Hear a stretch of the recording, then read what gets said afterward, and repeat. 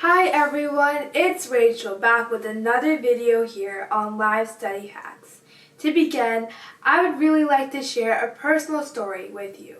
So recently, I'm in the process of re-evaluating my life. Okay, well you may be wondering, why me, a high schooler? What do I have to re-evaluate? But to be honest, there's so many things in my life that I'm working on till this day, trying to improve myself as much as possible. Throughout my life, I would do things that were not necessarily important, and often I would complete these things, and I didn't really have my priorities set straight. I would put everything else in my life, other than the most important things like my extracurriculars, whether that may be playing my violin or watching YouTube, then studying for an important test that was happening the next day. And that was something that I had to work on and something that I failed to do, because to me, studying was super boring, and there were so many other short-term things that I could do that could cause happiness and can cause short-term glad and short-term happiness, but so many things I could do opposed to studying. But actually sitting down and picking up that math textbook was a personal struggle for me. And at middle school, I personally did not love studying, and I did not really want to do my homework. But I did my homework because it was graded, and it was often not my best work when I submitted my homework. And like many of you watching this video, I completed the homework for the sake of doing my homework. I was neither interested in what I was learning, and if you ask me a quick question later about what the homework was about, most of the time I couldn't really answer your question because I just didn't like doing my homework. This high school year, I made it a challenge to myself to never have these sort of instances of middle school happen to me ever again. So guess what I did? It was hard at first, and it was hard breaking that previous habit that I kind of had in middle school. I was tempted to do other things. I was distracted. I often would look at my phone or do other unnecessary things. But if I was a person who saw bad grades and who did, well, not bad grades, but was at that point, I changed myself and saw A's on my report card after doing some bad habits. And it's possible that you can do the same thing. So today, I'm going to walk with you through some of the steps that I took in order to get to that area of achievement. So these steps are called recognize, replace, and reflect. And I call these tips the 3 R's. My first step in order to break your habit is to recognize. You must first identify your bad habit. It could either be biting your nails, procrastinating, eating unhealthy, and not working out. You at this process must recognize your bad habit and write it down and have it in front of you at all times. Many of you who probably clicked onto this video are thinking of a bad habit that you have right now, and you can't really recognize, you already have that right in your mind. So what I would like to do, would like to let you know, is to have that end goal image of you achieving that result. So if that means having no acne, Thomas Frank, who wanted to get rid of his acne, what he did was he photoshopped his face with no acne, and whenever he wanted to take an energy drink, it was a screensaver on his phone, and he looked at the picture, and whenever he wanted to take an energy drink, he looked at his screensaver picture and said no.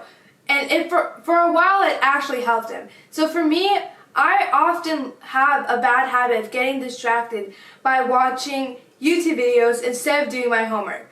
What I did at one point was that I had an image of a report card of all A's, and it stopped for a while, but I didn't do it for a long time, so it's probably something that I'm going to try to implement after creating this video.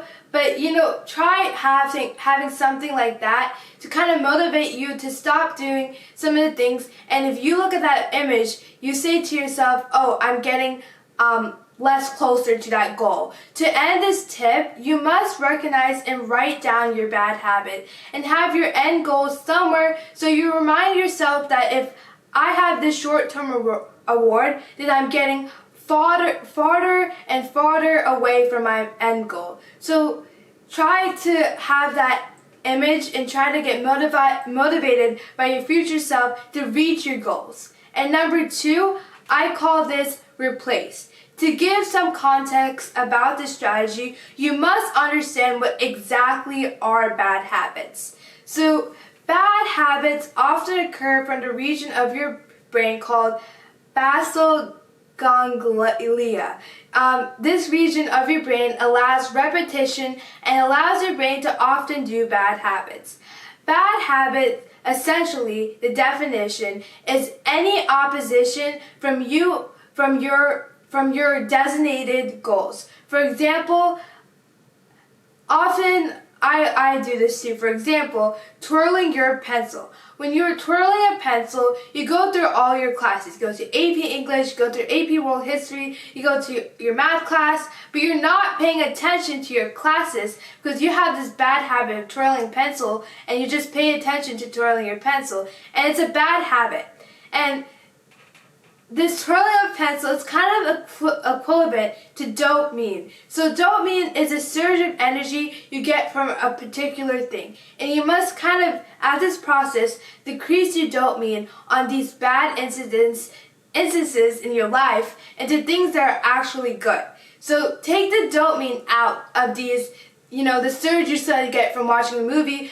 After you watch an episode of a TV series, you want to watch the other episode instead of studying or instead of doing something good. Or instead of watching like a podcast on someone who's very successful, you want to keep on watching. So the essence of this strategy is to substitute your bad habits into good habits. To give you a story, Charles Duhigg, the author of The Power of Habit, said that he often had a cookie after work, and it was often unhealthy of him to have a cookie after work but he recognized that he wanted to, get the cookie out, that he didn't actually want the cookie, but he wanted what came with the cookie. So he wanted to socialize with his friends. So instead of changing this habit to just, getting a cookie and socializing, he kind of changed it, and he didn't get the cookie aspect, and he just gossip. He found a friend and gossiped with his friend. So like that, replace your bad habits into good ones. So that could be, if you're biting your nails, you could instead bite on vegetables and fill your refrigerator with vegetables instead of biting on your nails. Instead of doing your nails. So all in all, it's important to replace your bad habits into good ones. And I can't really stress this one enough. Kind of take the things, your bad habits, and see if you can replace it to good habits and get that same type of surge of energy. So number 3, you must reflect, and after you kind of replace. It's important in order to get rid of your bad habits, it's important to have that process of reflecting. So you must understand, after a whole process, after trial and error, that habits follow 3 steps. And this is in the Power of Habit books. Number 1, cue. Number 2, routine. And number 3, reward. This is a basic idea of the Power of Habits book by Charlie Duhigg. These habits do not necessarily have to be good. They can actually be bad, but they all follow these 3 steps.